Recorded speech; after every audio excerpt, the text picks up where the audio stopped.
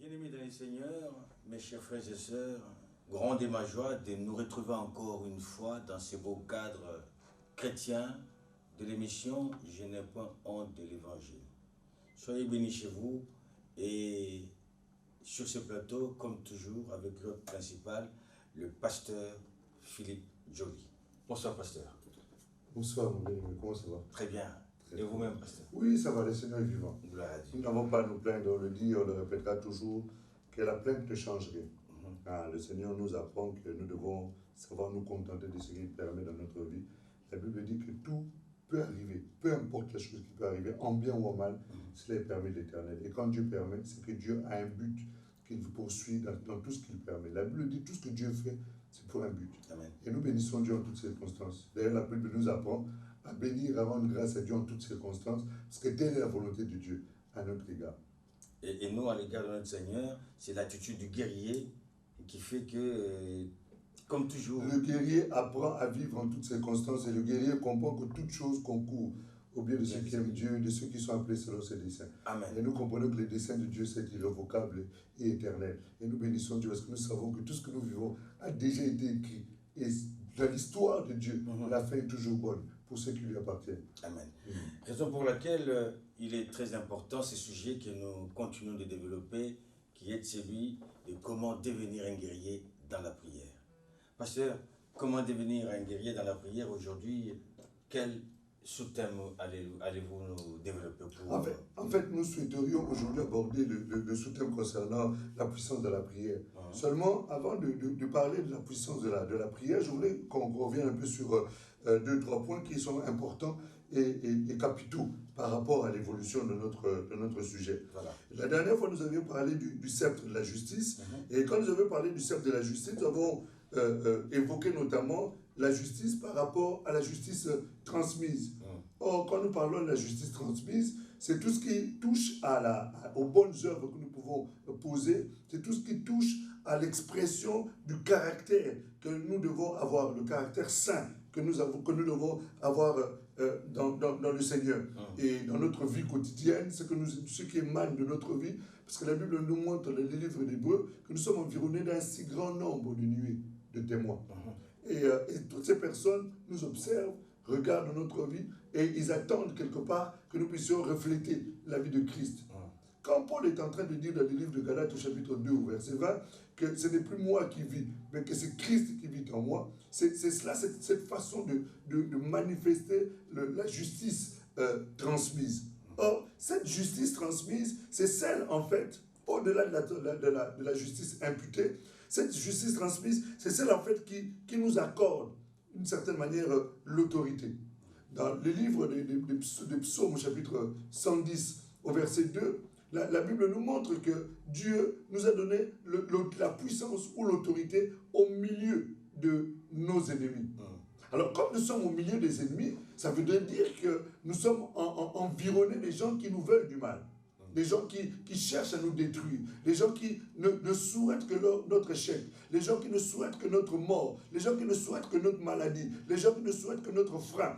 Et comme tous ces ennemis nous entourent, ça peut être, c'est les démons, parce que je n'ai pas l'habitude de voir les hommes derrière, voilà, comme étant nos ennemis, parce que la Bible nous montre que nous ne luttons pas contre la chair et le sang, mais contre les dominations, contre les esprits mauvais. Donc tous ces esprits-là cherchent à nous détruire. Dans le premier livre de Pierre, chapitre 5, verset 8, la Bible dit que le diable rôde comme un lion rugissant, cherchant qui dévorer. Donc tu vois, le cadre dans lequel nous sommes, c'est que nous sommes dans un cadre où nous sommes environnés d'une nuée de témoins, mais en plus aussi d'un grand nombre d'ennemis. Jésus, avant de partir, il dit « Je vous laisse comme des brebis au milieu des loups ». Or, nous savons que la nourriture préférée du loup, c'est la brebis. Mais Jésus nous laisse comme des brebis au milieu des loups. Donc, ça veut dire que nous sommes au milieu de nos ennemis. Mais tout en étant au milieu de nos ennemis, la Bible nous montre que le Seigneur nous a donné la puissance, à savoir le sceptre, pour dominer au milieu de nos ennemis. Et c'est ça qui est important à comprendre. Un enfant de Dieu, digne de son nom, un fils du royaume, digne de son nom, doit comprendre que le Seigneur ne l'a pas laissé seul, le Seigneur ne l'a pas laissé démuni, le Seigneur ne l'a pas laissé livré à lui-même. Il lui a donné l'autorité, le sceptre. Le sceptre de la justice. Le sceptre de la justice. Alors, il est important, effectivement, d'insister sur la notion de la justice, parce que notre autorité provient de là. Notre autorité provient de cette justice que nous avons. Lorsque nous regardons dans les Écritures, nous voyons que Adam, dans sa création, avait le sceptre. Il est né dans la justice, il a été créé dans la justice, il a été créé juste. Et on a vu la domination qu'il avait, à telle enseigne que Dieu n'a même pas intervenu dans la façon dont Adam régnait sur la terre. Dieu lui a donné la capacité de tout faire, au point où toute la création de Dieu, Dieu lui a donné le pouvoir de le nommer, de la nommer. Et effectivement, Adam a nommé. Et comme j'aime le dire, Dieu n'est pas revenu une seule fois sur un des noms pour rectifier sur ce que Adam avait donné comme nom. C'est pour montrer comment le sceptre qu'Adam avait pouvait lui octroyer cette autorité, ce pouvoir sur la terre. Et nous avons commencé dans notre sujet que nous avons une circonscription, nous avons un territoire que Dieu nous a donné à régner, à savoir sur la terre. Maintenant, tout en étant sur la terre, il y a une notion qu'il faut absolument relever, c'est que comme la justice et notre autorité est liée à la justice, il est important alors de préserver cette justice-là. Parce que c'est la justice qui procure, absolument, qui procure l'autorité. Absolument. Et maintenant, il est important de comprendre que, à contrario, le péché cause la perte de l'autorité. C'est pour ça qu'il est important de comprendre que cette autorité est la résultante de la justice. Mais lorsque nous regardons dans les Écritures, dans le livre de la Genèse, au chapitre 3, au verset 24, on nous montre que Adam, après qu'il ait péché, Dieu l'a chassé d'Éden. Il l'a chassé du lieu où s'exerçait son autorité, où il était dans la présence de Dieu, parce que Éden, c'était la présence de Dieu. Éden, c'était le lieu de délice. Éden, c'était le lieu de la rencontre. Éden, c'était le lieu de la présence glorieuse du Seigneur. Éden, c'était le lieu de la félicité. L'Éden, c'était le lieu où la gloire de Dieu se révélait. L'Éden, c'était le lieu où la présence de Dieu était, la présence Shekinah de Dieu était manifeste. Maintenant, le souci, c'est que après que Adam ait péché, Dieu l'a sorti de cet endroit-là. Donc, Éden n'est forcément pas un aspect physique des choses. Non, Éden n'est pas dans la dimension spirituelle aujourd'hui. Éden n'est pas un lieu. Et l'Éden, c'est une dimension spirituelle dans laquelle nous évoluons. Parce qu'en Christ, nous revenons à Éden. Mais lorsque nous revenons à Éden, nous rentrons dans l'atmosphère de la présence de Dieu. Nous revenons dans Éden, dans le lieu des délices, dans le lieu de la présence de Dieu. Seulement, ce lieu-là n'est plus un lieu physique. Parce que Éden, c'était vers, selon la géographie, ça se trouverait vers l'Irak, vers l'Iran par là-bas. Mais nous ne vivons pas là-bas. Mais néanmoins, nous sommes en Éden. Mais maintenant, compte tenu du fait que Adam ayant péché, Dieu l'a sorti d'Éden, il est important que nous aussi nous puissions veiller sur la notion du péché. Nous devons fuir le péché. Dans le livre de Psaumes, au chapitre 45, au verset 8, j'aimerais que nous puissions le lire. Dieu est en train de dire quelque chose, les Écritures sont en train de dire quelque chose de très très important.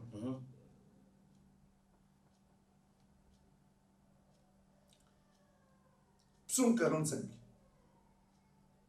Je suis en train de chercher. Psaume 45. Là, vous vous mettez maintenant... Oui, j'essaie maintenant de me mettre... Oui, j'essaie de me mettre à la page.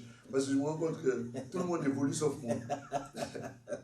Dans le psaume 45, au verset 8, il est écrit « Tu aimes la justice et tu hais la méchanceté. C'est pourquoi, ô Dieu, ton Dieu t'a oint d'une huile de joie par privilège sur tes collègues. » Ici, on nous montre que Dieu est un Dieu qui aime la justice et il hait la méchanceté, c'est-à-dire le péché.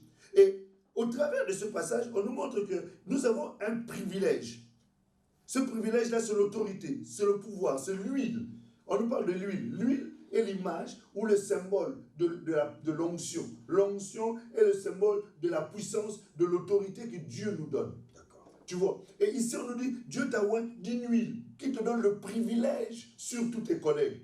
Pourquoi? Pourquoi? Parce que tu as aimé la justice, parce que tu as gardé la justice. Et nous en voyons l'exemple. Jésus en est le témoin lui-même palpable, parce que Jésus a haï le péché. Il n'y a jamais trouvé, il ne s'est jamais trouvé de péché. Dans sa vie, Jésus a vécu dans la crainte, dans l'obéissance, dans la soumission, dans tout ce que nous pouvons comprendre comme étant sanctification. Et nous avons vu le résultat de la justice dans la vie de Jésus. Les gens étaient ébahis, les gens étaient étonnés, les gens étaient surpris, les gens étaient émerveillés de voir combien Dieu opérait dans la vie de Jésus. Comment les démons étaient soumis à l'autorité de Jésus, comment les malades étaient guéris et étaient délivrés sous la puissance de l'onction, comment les morts ressuscitaient rien qu'au son de la voix de Jésus, combien le pain était multiplié, combien les tempêtes étaient calmées, combien plusieurs miracles et signes accompagnaient Jésus. Pourquoi? Parce que Jésus avait compris que la notion de la justice était très, très importante dans sa vie pour pouvoir manifester la vie de Dieu. Et c'est pour ça qu'il est important de se garder du péché. Mais nous revenons sur cette notion-là du péché, parce que c'est important de ne pas se voiler la face, parce qu'aujourd'hui, les gens aiment le combat spirituel, les gens aiment la prière de combat. Mais la prière de combat, pour être un guerrier, il est important de ne pas oublier que la justice est une tenue. La justice nous procure la capacité de faire trembler le monde des ténèbres, de faire vaciller Satan, d'ébranler les soubassements, les fondations du monde occulte. Pourquoi? Parce que nous marchons dans la justice. Et nous sommes des guerriers. Lorsque nous allons au combat, nous allons pour terrasser, pour abattre, pour ruiner. Comme pouvait dire le Seigneur à Jérémie, dans le livre de Jérémie au chapitre 1. Il a dit, j'étais établi pour abattre, pour détruire, pour briser, ainsi de suite. Mais toutes ces choses-là ne se font que lorsque nous avons le sceptre, à savoir l'autorité et le pouvoir. Le sceptre de la justice. Absolument. Et vous avez dit qu'aujourd'hui, beaucoup aimons à prier. Et c'est le sujet que vous voulez aborder aujourd'hui, après avoir apporté quelques éclaircissements sur cet aspect du sceptre de la justice. Voilà, donc quand nous parlons de la puissance de la prière, nous devons, comme je disais tout à l'heure... C'est la puissance de la prière ou bien la puissance dans la prière? La puissance dans la prière. Dans la prière. La puissance dans la prière. Expliquez un peu ça. La puissance de la prière, c'est lorsque un guerrier... Nous sommes guerriers dans la prière. Oui. Lorsque nous sommes en train de prier, lorsque nous sommes dans l'exercice de la prière. Et c'est lorsque nous sommes dans cet exercice de la prière que nous devons justement dégager cette puissance. Voilà. Parce que la puissance n'est visible que lorsque nous sommes dans l'exercice même. Ouais, tu peux me regarder comme ça. Ouais. Je ne paye pas de mine, je suis un être humain comme n'importe qui. Mais lorsque je me retrouve dans l'exercice de la prière, c'est là où tu découvres que cette personne-là n'est pas comme toutes les autres personnes. La Bible nous dit que Jésus n'avait rien pour attirer le regard. Lorsqu'on regardait Jésus, il paraissait comme n'importe qui. Et d'ailleurs, on pouvait même le négliger. Oui. Je me souviens que quand on est venu présenter Jésus à Philippe ou Nathanaël, il disait, mais peut-il sortir quelque chose de bon de Nazareth? On a regardé Jésus, on n'a même pas considéré. Mais cet homme qu'on n'a pas considéré, lorsqu'il a dit, mais Nathanaël, tu sais que je te connaissais lorsque tu étais sous l'arbre. Là, il s'est rendu compte que ce monsieur est différent de tous les autres. Pourquoi? Parce qu'il a commencé à déployer la puissance. Voilà. La manifestation de la puissance n'est révélée que lorsque nous sommes même dans l'exercice même. Alors, comment alors dégager cette puissance dans la prière? Alors, pour dégager la puissance de la prière, il est important de suivre le modèle. Amen. Le modèle, c'est Jésus. Amen. Le modèle, c'est Jésus parce que lorsque nous allons, par exemple, dans le livre, une déclaration que j'aime beaucoup, dans le livre d'Hébreux, au chapitre Hébreux, au chapitre 5. Tu sais, quelqu'un qui dit, moi j'ai la puissance, cette puissance-là, la première manière de voir que quelqu'un a une puissance, c'est même pas tant de le voir chasser les démons. Ce n'est même pas tant de le voir guérir les malades. La première façon de voir que quelqu'un a la puissance, c'est cette capacité-là à résister contre le péché. C'est cette capacité à vivre de la crainte de Dieu. C'est cette capacité à manifester la sainteté de Dieu. C'est ça le premier élément qui caractérise même la puissance de la vie de quelqu'un. Parce que beaucoup de gens disent j'ai la puissance. Vous savez, il est facile de chasser les démons. Il est facile de guérir les malades. Il est facile de faire ces choses-là. Mais J'aime beaucoup, je reviendrai sur le livre d'Hébreux tout à l'heure. Jésus est en train de dire dans le livre de Matthieu chapitre 7. Il était en train de discuter avec un certain nombre de personnes qui étaient venues le voir, lui disant, Seigneur, tu sais que nous, on a fait des choses extraordinaires ici.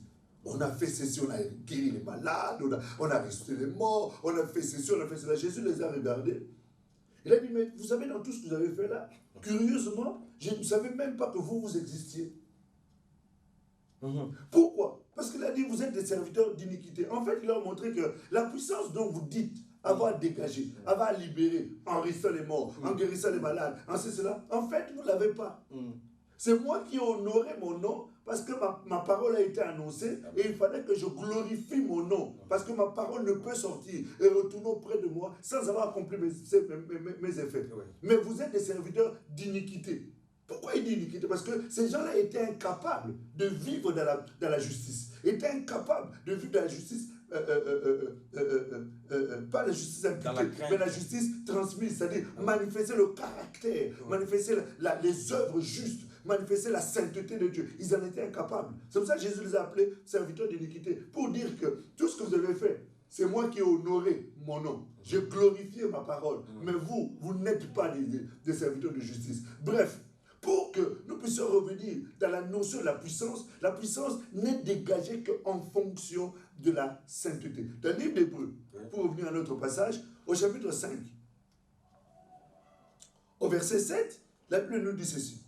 C'est lui qui, dans les jours de sa chair, ayant présenté avec des grands cris et des larmes, des prières et des supplications à celui qui pouvait le sauver de la mort, ayant été exaucé à cause de quoi? À cause de sa piété. Donc, c'est une déclaration qui est puissante et glorieuse parce que on nous montre ici que Jésus a prié, Jésus a crié, Jésus a supplié. Il a présenté avec larmes de prières et de supplications à celui qui pouvait le sauver de la mort, à celui qui pouvait l'exaucer. Et la Bible dit qu'il est exaucé, non pas parce qu'il était fils de Dieu, non pas parce que Jésus était né d'une manière miraculeuse. La Bible donne la raison pour laquelle il a été exaucé. Il a été exaucé à cause de la piété. Oh, que veut dire piété? Le mot piété veut dire attachement à Dieu. Le mot piété veut dire sainteté. Le mot piété veut dire ressemblance à Dieu. Piété veut dire se conformer à l'image de Dieu.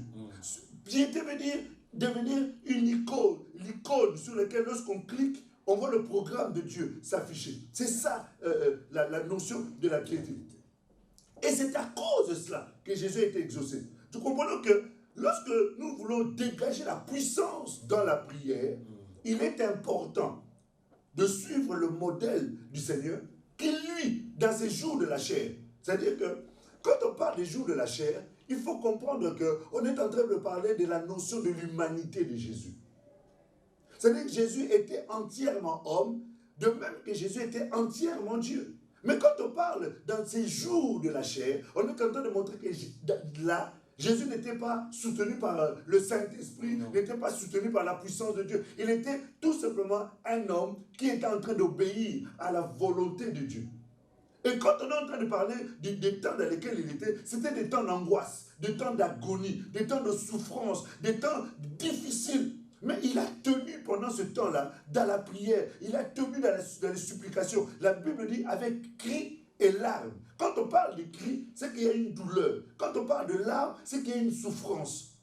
Alors, selon vos pasteurs, comment faire alors pour pouvoir rentrer dans cet aspect, bien dans cette dimension de la piété exigée? Alors, c'est la seule, le seul alternatif ou la seule voie, c'est de marcher dans la droiture.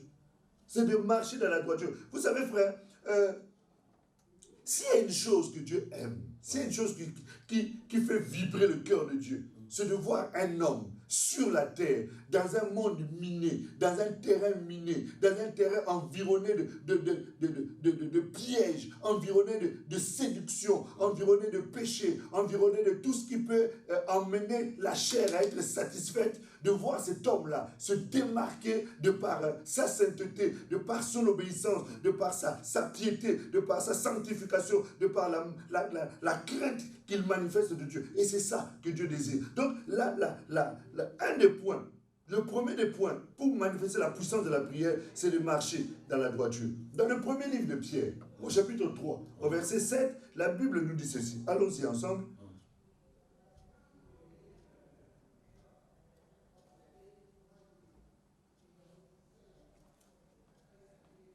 1 Pierre, au chapitre 3.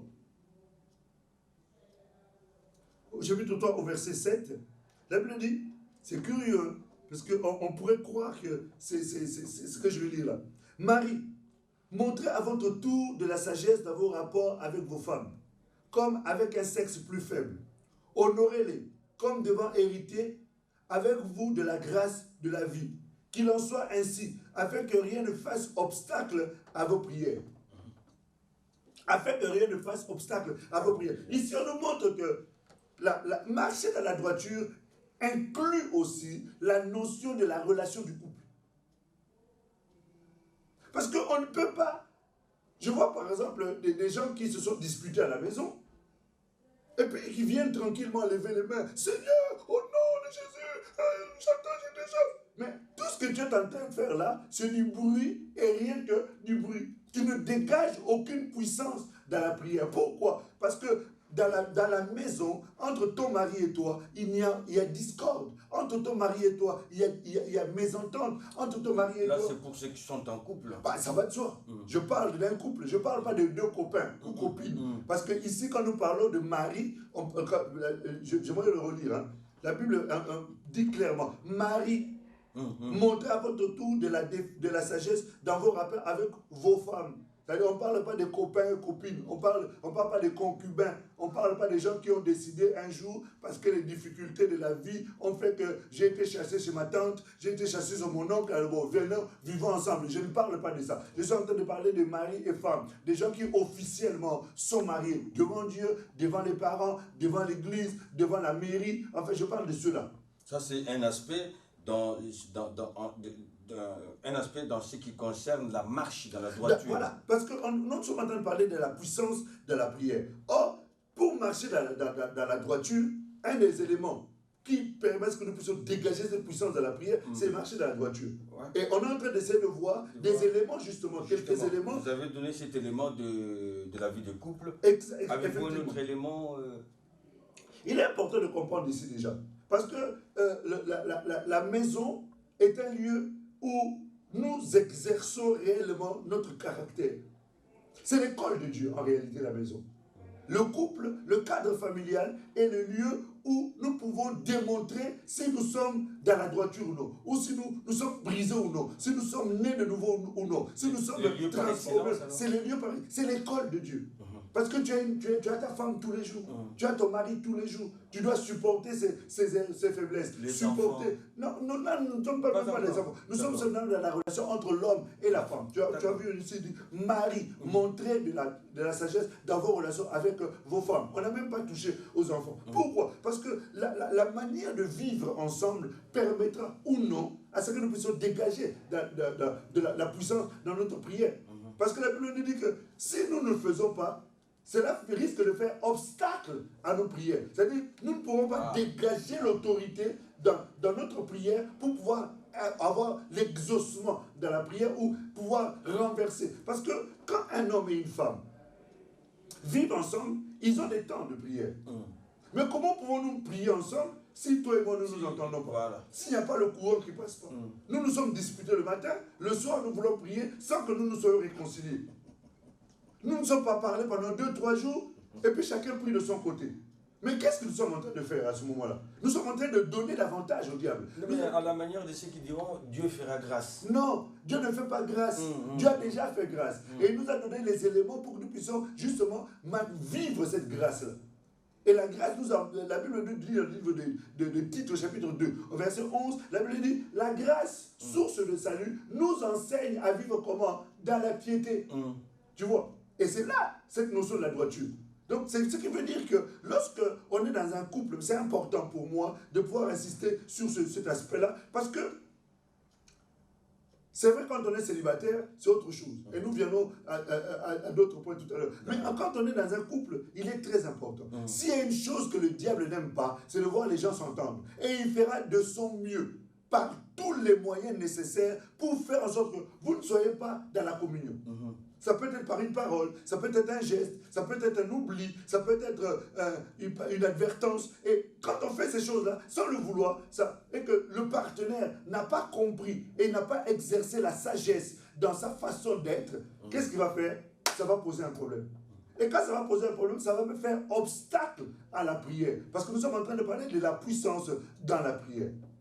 Donc, dès le moment où nous ne dégageons plus la puissance de la prière, notre prière devient vaine. Notre prière devient inefficace. Or, la Bible dit que la prière du juste est efficace.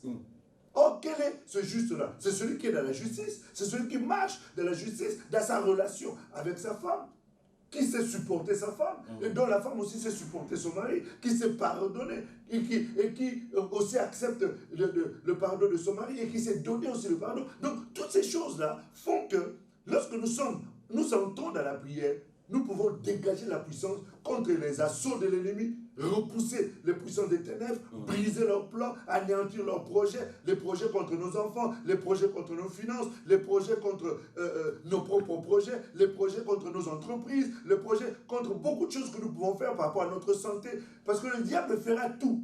Mais nous, lorsque nous entrons dans la prière, nous dégageons cette puissance-là pour qu'en tant que guerrier, nous puissions stopper, mettre un terme à tous les programmes que le diable est en train de mettre en place, à l'agenda du diable par rapport à notre maison, par rapport à notre couple et par rapport à nos enfants. C'est pour ça qu'il est important de comprendre que dans la relation de couple, il est nécessaire et important de maintenir une communion parfaite entre l'homme et la femme. Cela ne veut pas dire qu'il n'y aura pas de problème. Il peut y avoir des difficultés, il peut y avoir des incompréhensions, il peut y avoir des moments où je n'ai pas bien compris, je n'ai pas bien saisi, et quelque part je m'étais un peu énervé, ou je me suis laissé aller. Mais il faut très vite se rattraper et aller demander pardon à sa femme, demander pardon à son mari, reconnaître son erreur. Pourquoi?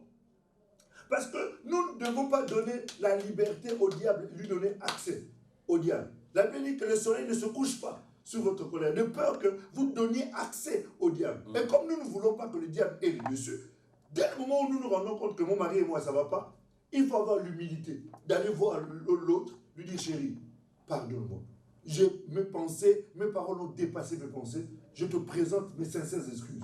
Et de l'autre côté, la femme ou l'homme doit aussi être capable d'accepter ce pardon-là, d'accepter les excuses de son mari. Et c'est ça qui permet à ce que nous puissions maintenir l'unité de l'esprit. Parce que la Bible dit, si deux personnes s'accordent et demandent quoi que ce soit, c'est-à-dire qu'il y a comme une espèce de chèque en blanc. Quoi que ce soit, c'est un chèque en blanc. C'est comme si on te jetait dans la caverne d'Ali Baba. Tu vois un peu l'image du caverne d'Ali Baba. Dans la caverne d'Ali Baba, on trouve de tout.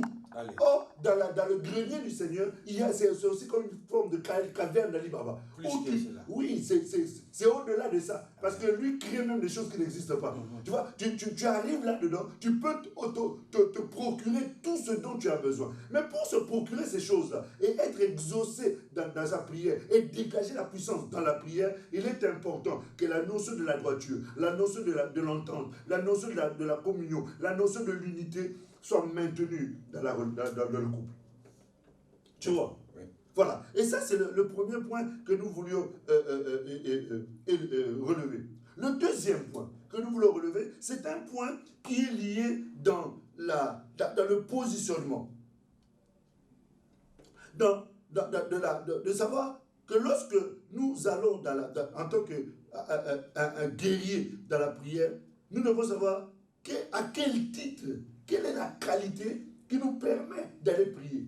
Et de savoir que quand je prie ainsi, je suis sûr que ma prière dégage la puissance, et en dégageant cette puissance-là, je suis en train d'être exaucé dans le monde spirituel et je libère les choses dans le monde spirituel. Je dégage l'atmosphère spirituelle et je permets au Seigneur de pouvoir intervenir dans la sphère des hommes. J'invite la puissance de Dieu, la grâce, la main de Dieu d'intervenir. Et c'est ça qui est important. Et c'est pour ça que le livre d'Apocalypse, au chapitre 5, Apocalypse chapitre 5, la Bible nous dit quelque chose de très, très, très primordial. La Bible dit, tu as fait d'eux un royaume et des sacrificateurs pour notre Dieu, et ils régneront sur la terre. Tu as fait d'eux un royaume et des sacrificateurs, et ils régneront sur la terre. Voilà, vois-tu, ça c'est le deuxième aspect de la marche dans la droiture, c'est que lorsque nous nous approchons du Seigneur dans le domaine de la prière, il est important de comprendre que lorsque nous prions comme étant des sacrificateurs. Amen. Or, lorsque nous regardons dans les Écritures et que nous essayons d'étudier un peu ce qu'est un sacrificateur, nous nous rendons compte qu'un sacrificateur, c'est quelqu'un qui était consacré exclusivement au service de Dieu. Quel était le travail du sacrificateur? C'était d'aller présenter des holocaustes, présenter des offrandes à Dieu. Or, lorsque nous entrons dans la prière, nous allons aussi présenter des holocaustes. Nous allons présenter à Dieu des offrandes. La Bible dit que nous le présentons des prières comme des parfums dans des coupes d'or, arrosées par les anges. Donc, lorsque nous entrons dans la prière, nous entrons avec un parfum, nous entrons avec des holocaustes en qualité de sacrificateurs. La Bible dit présenter à Dieu des sacrifices spirituels. Donc, lorsque nous entrons dans la présence du Seigneur, nous entrons en qualité de sacrificateur. Donc, or, un sacrificateur, c'est celui qui avait droit d'entrer dans la présence de Dieu. Nul autre n'avait le droit d'entrer dans la présence du Seigneur. C'est vrai qu'hier, il n'y avait que le souverain sacrificateur qui avait accès au lieu très saint. Mais nous bénissons le Seigneur. Parce que le jour où Jésus a expiré, la Bible dit que le voile du temple s'est déchiré d'en bas jusqu'en haut. Et aujourd'hui, nous avons tous accès à la présence de Dieu, dans la présence glorieuse de Dieu. Ce qui fait que quand on va en prière, il faut savoir qui on est. Qui on est. Quelle qualité on est. En quelle qualité nous nous approchons. Parce que si nous nous approchons comme ça, sans comprendre qui nous sommes, ce que nous sommes en train de faire, nous risquons de faire ça d'une manière machinale, d'une manière mécanique. Et beaucoup de gens prient d'une manière mécanique. Beaucoup de gens prient d'une manière machinale. À la limite, la prière est devenue comme un espèce d'enregistreur. J'appuie sur un bouton, je récite tout ce que je connais, tout ce que je sais. Voilà. Or, lorsque nous nous approchons en tant que sacrificateurs, c'est une autre dimension. C'est-à-dire que nous entrons en ayant conscience. Parce que le sacrificateur s'approchait, surtout le souverain sacrificateur, s'approchait avec, la Bible dit qu'il avait sur lui ce qu'on appelait le pectoral. Et sur le pectoral, il y avait des pierres, 12 pierres. Ces pierres-là, c'était le symbole ou l'image de 12 tribus d'Israël. Aujourd'hui, nous n'entrons plus avec le pectoral. Le pectoral est en nous. Nous portons le pectoral parce que nous sommes vêtus, bien que physiquement, ça ne se voit pas, mais spirituellement, nous sommes revêtus de la pectorale, du pectoral. Et ce pectoral-là nous permet, lorsque nous nous approchons du Seigneur, de nous approcher avec une prédisposition de porter les autres. Tu vois? Donc, c'est pour cela qu'il est important de comprendre que lorsque nous nous approchons pas n'importe comment. Nous nous approchons en tant que sacrificateurs, c'est-à-dire nous nous approchons avec un droit, avec une qualité qui nous donne le privilège, la possibilité, qui nous donne la légitimité d'entrer dans la présence de Dieu et de dégager la puissance lorsque nous entrons parce que nous sommes autorisés à cela. Tu vois? Parce que nous sommes autorisés à ça. Et c'est ça qui est très, très important. Très, très nécessaire. Il faut comprendre que lorsque nous voulons dégager la puissance de la prière, nous devons nous souvenir dans les qualités dans lesquelles nous allons prier. Et en tant que souverain, en tant que sacrificateur, aujourd'hui, nous avons le souverain sacrificateur Jésus, qui est souverain sacrificateur selon l'ordre de Melchisedec, et non plus selon l'ordre d'Aaron, parce que selon l'ordre d'Aaron, il y avait une catégorie de personnes qui avaient droit, pas d'autres. Mais selon l'ordre de Melchisedec, il a fait de nous tous un royaume et des sacrificateurs. Donc c'est pour ça qu'il est important que lorsque nous nous approchons, que cette notion-là soit dans notre esprit, de manière à ce que lorsque nous approchons avec cette qualité-là. Troisième point, toujours dans la marche. Toujours dans la marche dans la droiture. Marche dans la droiture. Dans le livre des psaumes,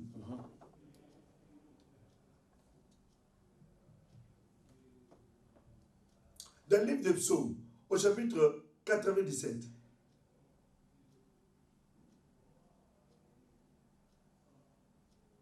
psaume 97.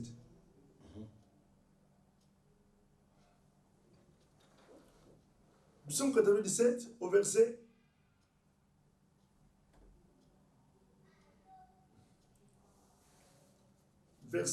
2. L'Éternel règne, verset 1. L'Éternel règne, que la terre soit dans l'allégresse, que les îles nombreuses se réjouissent, les nuages et l'obscurité l'environnent. Le verset, la chose qui nous intéresse, c'est la partie B. La justice et l'équité sont la base de son trône. La justice et l'équité sont la base de son trône. Voilà une chose qui doit être ancrée dans notre esprit, c'est que quand nous nous approchons dans la prière, en tant que guerriers, et que nous devons dégager de la puissance dans la prière, nous devons avoir cette notion dans notre esprit, c'est que l'équité et la justice sont la base. C'est-à-dire, Dieu a ses deux pieds. C'est ce qui fait l'équilibre. Tu vois? C'est ce qui fait l'équilibre du trône du Seigneur. C'est que d'un côté, il y a l'équité et de l'autre côté, il y a la justice. Or, si quelqu'un ne vit pas dans la justice, il ne pourra pas, décemment pas dégager de la puissance dans la prière, dans la mesure où il va lui manquer un élément qui est fondamental pour libérer la puissance, pour équilibrer les choses de Dieu dans sa vie. La justice, et de l'autre côté, on parle de l'équité. L'équité, c'est cette notion d'avoir l'égalité. Tu vois? Dieu est un Dieu juste. Dieu est un Dieu d'équilibre. Dieu est un Dieu qui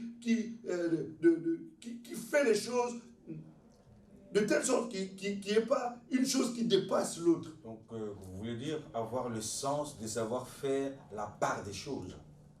Merci beaucoup. C'est ce que j'aime avec toi.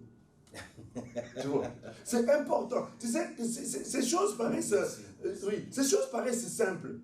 Mais en réalité, la pratique de cela peut faire en sorte que quelqu'un se distingue ou se disqualifie.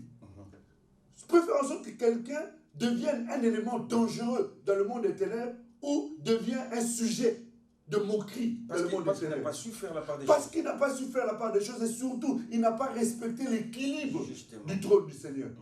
Tu vois? C'est pour cela qu'il est important. Parler de la gloire, parler de l'argent, parler de la prospérité, parler des finances, c'est très bien. Mais ces choses-là, quand ce n'est pas équilibré avec la justice, quand ce n'est pas équilibré avec l'équité, eh bien, cette personne aura beaucoup d'argent, mais aura une vie spirituelle médiocre, aura peut-être une vie de santé médiocre, aura une famille médiocre, financièrement, les gens seront heureux parce qu'ils ont l'argent. Parce qu'on dit que l'argent répond à tout. Mais l'argent ne répond pas complètement à tout parce qu'il y a certains aspects spirituels pour lesquels l'argent ne peut strictement rien. C'est pour cela qu'il est important. Lorsque quelqu'un se désigne être une personne appelée à être un homme de prière et qui doit dégager la puissance de la prière, la notion de l'équilibre est très nécessaire dans sa vie.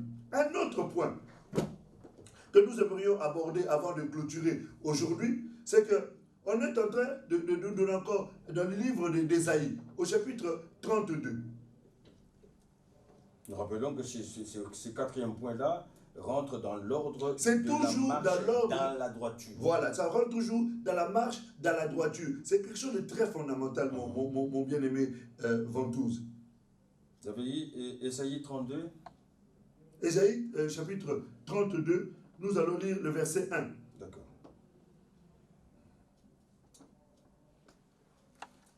Écoute ce que disent les Écritures. Ésaïe chapitre 32, verset 1, on dit « Alors, le roi régnera selon la justice, et les princes gouverneront avec droiture. » C'est une sentence, c'est une conclusion de fait. Okay. Alors. Alors, oui, voilà. Alors, ça veut dire qu'on a... Tout a été fait, on conclut. Et on conclut que nous devons, en tant que roi, parce que Jésus est le roi des rois. Et il est le Seigneur des seigneurs.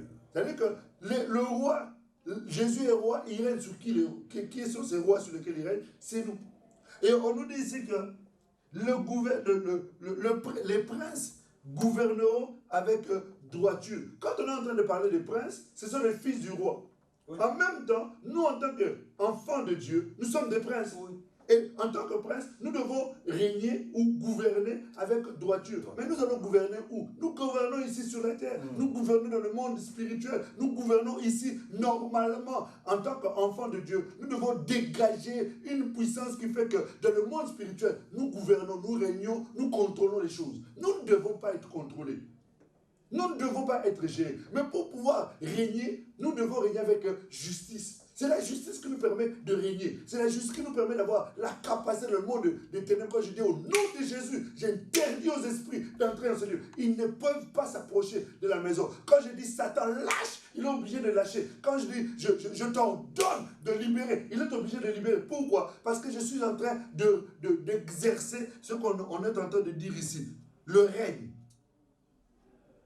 Jésus dans la prière, il dit quand vous priez, dites que ton règne vienne. Mais le règne est déjà venu. Le règne habite en nous par la personne du Seigneur, par le sceptre qu'il nous a donné. Tu vois? Et puisque le règne est en nous, nous devons maintenant manifester ce règne-là. On nous dit le roi règne avec justice. Mais pour régner, on nous dit qu'il faut quoi? La justice. Donc, tu vois, on est toujours en train de comprendre la notion. Et on ne règne pas n'importe comment. En lisant le passage, on nous dit régner dans la droiture. Voilà. Et on nous dit maintenant de gouverner dans la droiture. Voilà. De gouverner dans la droiture. Donc, on nous dit ici, pour revenir à notre sous-thème là, de la marche dans la droiture, on nous montre que la droiture est un élément capital pour pouvoir gouverner. Donc, nous gouvernons dans le monde spirituel. Jésus dit ceci, il dit, ce que vous décidez ici-bas sera décidé dans le ciel. Ce que vous déliez ici-bas sera délié dans le ciel. C'est-à-dire que c'est cette capacité-là nous avons à gouverner. Parce que nous faisons partie du gouvernement spirituel, du gouvernement divin. Et Dieu nous a ordonné, Dieu nous a équipés, Dieu nous a investi de cette autorité-là au travers de son sceptre. Mais pour que nous puissions l'exercer, il faut absolument que nous puissions marcher dans la droiture. Voilà un peu en tant que prince, parce que nous sommes des princes, des fils du roi. D'un côté, nous sommes des rois aussi, d'un autre côté, parce qu'on a fait de nous un royaume. Tu sais, nous avons tellement plusieurs casquettes. Notre Père est multidimensionnel, multinom. Nous aussi, nous avons des multinoms. En même temps, nous sommes des brebis, en même temps, nous sommes des guerriers. Enfin bref. Multidispositionnel. Alléluia. Ah, gloire à Dieu. Comment devenir un guerrier dans la prière? Un sous-thème a été développé, présenté aujourd'hui. C'est la puissance dans la prière. Et le sous-thème, la puissance de la prière, a des sous-thèmes, entre autres, marcher dans la droiture.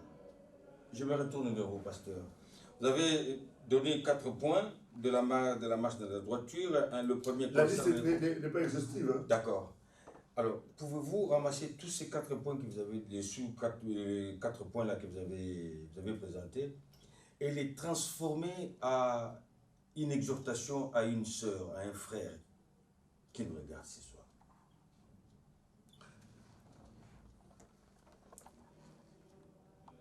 Un seul mot, une seule chose, c'est que Dieu veut ton cœur. Dans tout ce que nous sommes en train de dire là, en réalité, c'est pour ramener une seule chose dans ta vie, c'est pour que tu puisses tourner ton cœur vers le Seigneur.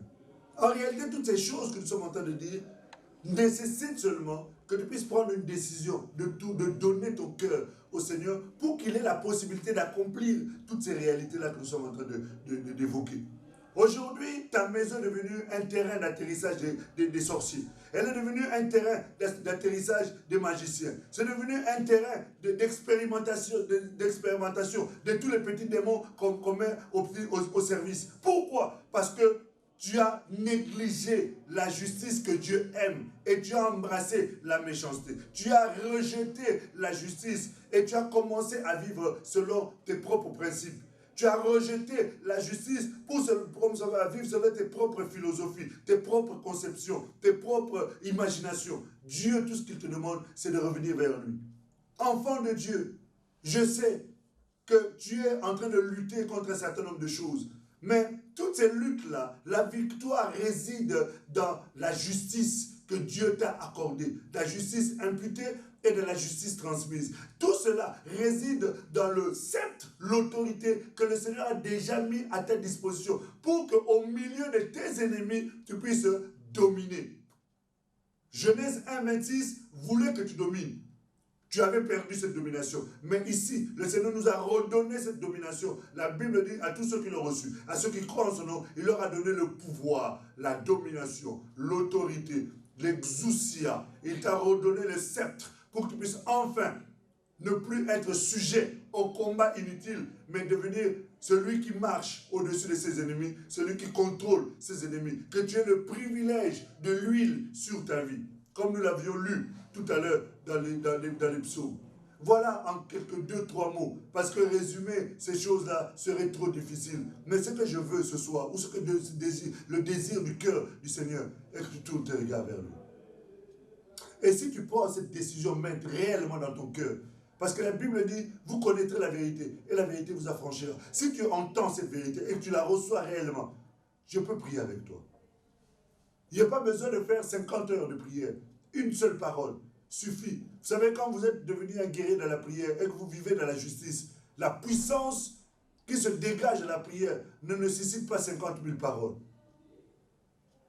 Dieu mon Père, au nom de Jésus, le Fils du Dieu vivant, je viens, Père Saint, recommander cet homme, cette femme qui est en train de suivre cette émission et qui a pris la résolution dans son cœur, ô Dieu, de se tourner vers toi et de revenir vers toi. Père, laisse que ton esprit de grâce puisse visiter maintenant sa vie dans le nom de Jésus. Je détruis tous les programmes, tous les plans, tous les pièges de l'ennemi dans sa vie. Je libère son âme de l'angoisse. Je libère son esprit de l'emprise de l'ennemi au nom de Jésus, le Fils du Dieu vivant. Que ces nuits qui étaient agitées, que ces nuits qui étaient perturbées, je brise et j'anéantis et j'arrête la manifestation du monde des ténèbres de sa vie au nom de Jésus. Seigneur, je purifie cette maison et je lève ton étendard et que cette maison soit protégée, gardée sous ton saint et puissant contrôle, ô Dieu. Merci pour ta grâce, merci pour ta main forte, ta droite triomphante qui s'étend pour libérer les captifs, guérir les malades, accorder des solutions miraculeuses et surnaturelles dans le nom de Jésus, le Fils du Dieu vivant. Père, merci, parce que tu es celui qui a toujours exaucé mes prières, non pas à cause, Seigneur Dieu de gloire, Père Saint, de mes capacités, mais à cause de ta justice dans ma vie. Reçois la louange et l'honneur, la grandeur et la splendeur au nom précieux glorieux de Christ Jésus. Nous avons ainsi prié et nous disons Amen. Amen. Dieu te bénisse, Dieu te garde et je te donne rendez-vous déjà pour la semaine prochaine. Donner son cœur à Dieu en gouvernant avec droiture, évidemment, gouverner parce que nous sommes des princes, telle est la recommandation pour que la puissance soit manifeste, expressive dans notre prière. Vous l'avez entendu, et raison pour laquelle je me plais bien dans ce cadre de l'émission, je n'ai point honte de l'évangile, qui chaque jour à 20h30, enfin chaque lundi voulais-je dire, à 20h30, nous serons toujours au rendez-vous avec le pasteur Philippe Diop. Merci. Je prends tellement plaisir à être avec toi. Aujourd'hui, on n'a pas eu notre chère Grâce. Mais je pense que dans les prochains jours, certainement, nous tout à fait. Vous avez bien compris aussi que nous la saluons au passage. Nous saluons la sœur Grâce et en même temps, nous remercions l'équipe technique et nos prières à tout le monde. Et en fait, On a déjà commencé à recevoir vos courriers. Écrivez, écrivez. On est en train de discuter avec le pasteur. Au bout du compte de chaque thème, chaque grand thème, nous allons réunir toutes vos questions. Nous allons faire un questionnaire qui va constituer un questionnement à toute une émission spéciale dédiée à vous qui envoyez des questions. Et donc, envoyez-les à la même adresse. Merci, chef.